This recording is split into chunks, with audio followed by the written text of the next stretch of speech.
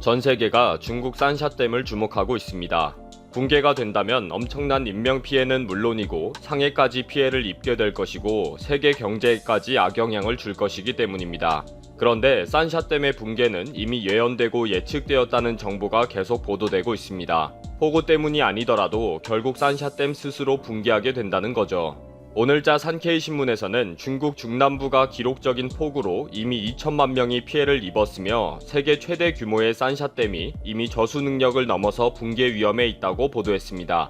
산샤댐의 상류에 있는 충칭시의 수리당국은 6월 22일에 1940년 설치 이후 최초로 홍수 적색 경보를 발령하고 양쯔강 기류 영역 도시들에게 경고 경보를 발령했습니다.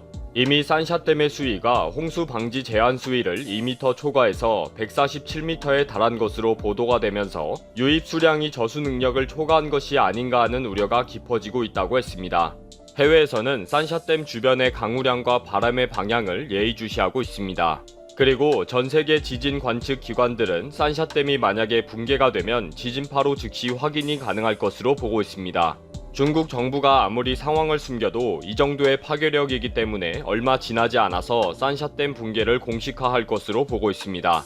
지난 6월 11일 중국 수리성 차관이 예상을 뛰어넘는 홍수가 발생하면 블랙스완이 될 수도 있다 라고 한 말이 지금 사실화되고 있는 것입니다. 블랙스완처럼 있을 수 없는 일이 발생해 매우 강한 충격을 준다는 금융위기와 자연재해에 사용되던 말이 이제 산샤댐에 왔다는 것입니다. 현재 수량과 수문의 개방과 수위와 유량 등을 확인할 수는 있지만 중국 정부의 공식 사이트에 있는 정보는 믿을 수가 없기 때문에 정확하다고 인정을 하지는 않습니다. 10일 현재 초당 24,600리터의 수량을 배출하고 있는 것으로 기록되어 있지만 최대 4만 리터로 추측하고 있을 뿐입니다. 그러다 보니 산샤댐의 하류에 있는 우한은 이미 초토화되었고 난징과 상하이도 위험권에 들어간 것입니다. 이렇게 산샤댐이 폭우로 인해 댐 붕괴가 임박하지 않았느냐는 우려가 있지만 실상은 폭우와 관계없이 곧 붕괴될 수밖에 없는 구조적인 문제를 가지고 있음이 문제가 되고 있습니다. 1993년 산샤댐 건설이 추진될 때 수리 전문가들의 가장 큰 반대는 모래가 퇴적되면서 도리어 홍수를 조장하게 될 것이다 라는 것이었습니다. 그러나 중국 당국이 밀어붙인 산샤댐 건설은 2008년에 시험 저수가 시작되면서 산사태와 지반 변형 등이 일어났고 이로 인해 댐의 1만여 곳에 균열이 발생하게 되었습니다. 결국 수리 전문가들의 지적대로 상류에서 밀려온 대량의 모래와 자갈이 저수지에 고여서 댐의 수문을 막기도 하고 잡초와 쓰레기들이 섞여서 뒤범벅이 되어버렸습니다. 이 상황에서 중국 정부가 손도 쓰지도 못하고 무방비 상태에서 이번 폭우를 맞은 것입니다. 산샤댐은 양쯔강의 중류에 위치하고 있는데 상류에 있는 충칭시에서의 협곡이 많이 무너지고 있음이 확인되고 있습니다. 이미 산샤댐은 상류에서 밀려오는 대량의 자갈과 모래와 쓰레기 등으로 저수지가 메워지고 있다는 심각한 사태가 제기되고 있습니다. 수면에 쌓인 쓰레기를 매일 3,000톤을 긁어내고 있지만 속수무책이라고 합니다. 충칭에서 밀려오는 모래 때문에 상류 양쯔강의 수심도 얕아졌는데 충칭대교의 강폭이 원래는 420m였지만 지금은 240m로 좁아진 상태이며 대형 선박의 항해에도 현저한 지장을 줄 정도입니다. 이 상황에서 폭우가 계속되면서 산샤댐이 빨리 저수 수량을 조절하면서 방류하지 않으면 상류에 있는 충칭시와 상류 지역의 마을들이 계속 피해를 입고 있기 때문에 중국 당국도 더 많이 방류할 수밖에 없는 딜레마에 빠져 있습니다. 또 산샤댐은 백워터라고 하는 상류 쪽이 길어서 댐으로 토사들이 엄청난 양이 몰려들어가고 있는 것도 큰 문제로 밝혀졌습니다. 중국 당국이 정확하게 공개를 하지 않지만 전문가의 견해로는 산샤댐의 저수지에 퇴적되어 있는 토사의 양은 19억 톤으로 추정되고 있습니다. 산샤댐이 붕괴될 경우의 물줄기라면 19억 톤은 상해를 지나서 바다까지 밀려나가게 할 수도 있다고 보고 있습니다. 또 지금 이대로 토사가 계속 쌓이게 되면 30년 후에는 토사의 퇴적량은 40억 톤이 넘을 것으로 보고 있습니다. 그렇다면 댐으로서의 기능을 상실하게 될 뿐 아니라 그렇게 퇴적되어 있는 토사는 흘러버리려고 해도 흐르지 않게 되고 쉽게 철거할 수도 없는 상황이 되어버린다는 것입니다. 이런 퇴적물은 저수 수량의 압력과 함께 집안에 상당한 압력을 가하게 됩니다. 1960년 완공된 이탈리아 바이온트 댐은 상류 지역에서 갑자기 산비탈이 무너지면서 해당 전력회사가 저수지의 수위를 조절했습니다. 3년 후 1963년 10월 다시 산사태가 발생해서 순식간에 저수지가 붕괴되면서 2천여 명이 끔찍한 피해를 입게 되었습니다. 그러면서 국제지질학회에서는 댐 호수의 깊이가 100m를 넘으면 호수 바닥에는 11기압 이상의 압력이 걸리는 것으로 보고 있습니다. 이 경우에는 지진을 일으키거나 반대로 물의 접착 효과로 작용하기도 합니다. 이것이 댐 유발 지진이라고 국제적으로 상식이 되고 있습니다. 중국 정부는 폭우로 인해 더 쏟아내리고 있는 상류 지역의 산사태와 모래자갈이 지금 상당히 위험한 지경으로 몰아가고 있다는 사실을 알고 있다고 합니다. 산샤댐이 붕괴가 되면 약 30억 리터의 탕류가 하류를 덮쳐서 최대 6억 명의 이재민이 나올 것으로 추측됩니다. 상해는 도시 기능이 마비가 될 것이고 상해에 있는 2만 2천여 개의 외국 기업들도 큰 피해를 입을 것입니다.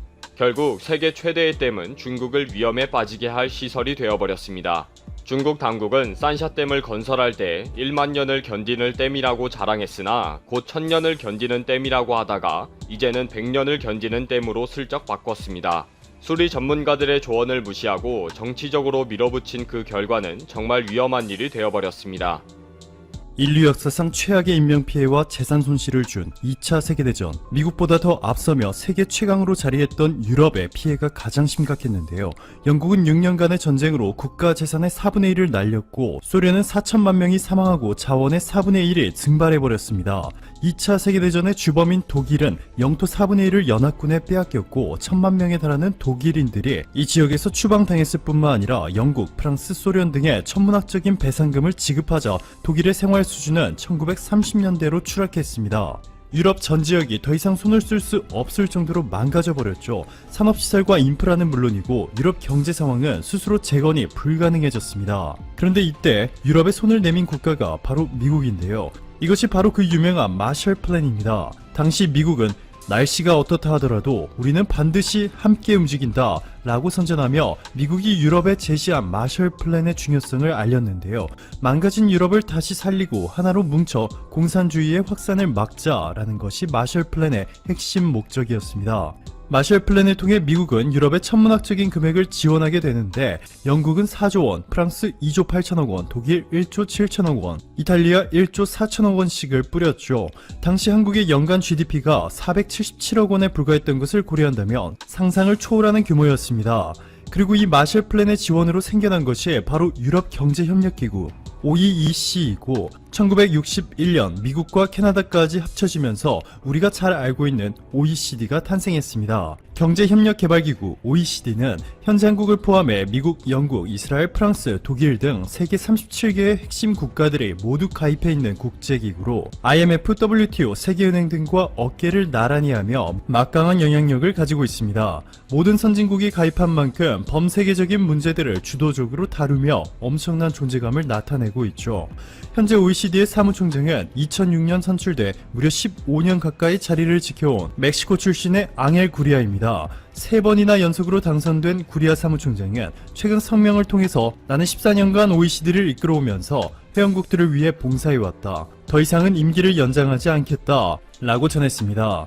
결국 OECD는 15년 만에 새로운 사무총장 선출 절차에 돌입했고 오는 9월부터 OECD 회원국들은 차기 사무총장 후보로 누구를 내보낼지 결정하게 되는데 놀랍게도 현재 해외에서는 한국의 강경화 외교부 장관이 차기 OECD 사무총장이 되어야 하지 않나 라는 의견들을 쏟아내고 있습니다.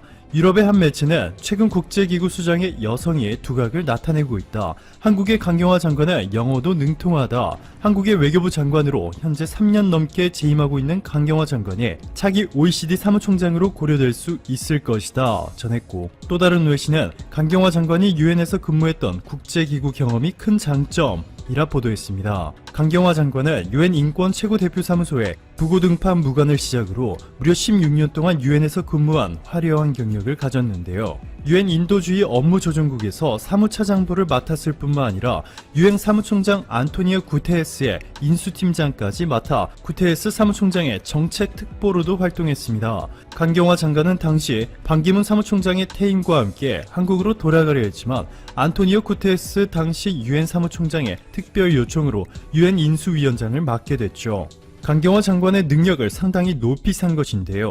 오래전부터 유엔에서 강경화 장관의 타이틀은 상당했습니다. 영어 실력이 뛰어난 나머지 미국인에게 영어를 가르쳐주는 한국인이라 불리기도 했고, 한국의 여성으로 유엔 최고 자리에 오른 인물, 빠르게 합리적인 의사결정 능력, 유엔에서 직원들을 대상으로 한 인기투표에서 1위를 차지할 만큼 직원들과 뛰어난 소통 능력까지 모두 갖춘 인물입니다. 영국 공영방송 BBC 시사 프로그램 앤드류 마스조와의 인터뷰에서 유창한 영어를 통해 한국이 코로나19를 어떻게 잘 대응했는지에 대해 설명한 이 영상은 영국에서 연일 화제가 됐고, 이 영상을 담은 트윗은 100만 뷰 가까운 조회수를 기록하며 BBC 폴리틱스 공식 트위터 계정에서 무려 12,000번이 넘는 리트윗이 발생했습니다. 이를 본 한 영국인은 나는 한국의 외교부 장관의 연설을 5분 동안 봤다. 그리고 나는 그녀가 영국의 총리였으면 좋겠다고 생각했다 라고 전했고, 또 다른 영국인 네티즌은 우리가 한국 외교부 장관을 몇 달만 빌릴 수 있을까? 등의 반응을 보였습니다. 2005년 OECD 사무총장 선출 당시에 한국에서 한승수 후보가 도전한 바 있는데, 개인적인 자질은 인정받았지만 당시에는 한국의 OECD 회원국 경력도 짧았던 데다가 한국의 OECD 기여금 분담률이 2.2%에 불과했습니다. 자, 그런데 현재 한국의 분담금 비율은 3.3%로 올랐고, 이는 현재 OECD 사무총장의 출신국인 멕시코보다 1%나 높은 수준이고, 호주, 네덜란드, 뉴질랜드, 스페인, 스웨덴, 스위스보다 많은 수준입니다. 여기에 최근 강경화 장관의 세계적인 명성까지 고려한다며 가능성이 상당히 커졌습니다.